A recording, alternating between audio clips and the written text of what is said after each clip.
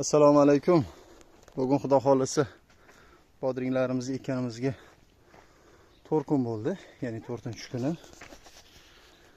Mana shunaqangi holatda bo'lib turibdi. Ikkita quloqlari chiqqan.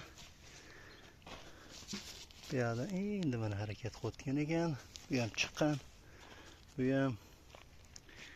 Endi bularni sekin mana shu og'izlarini akkuratni ochib chiqishimiz kerak.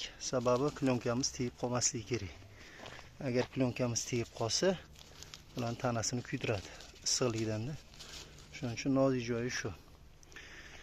Bundan tashqari mana shunaqa variantni oqartirib chiqdik endi. Iloj bo'lmadi apparatda sepishiga. Sababi quyuq hosil bo'lib, nasosimizni ichini to'ldirib qo'ydi. Keyin leykada sepishga majbur bo'ldik-da. Endi majbur bo'ldik shunga. Hozircha shunaqa holatda bo'lib turibdi.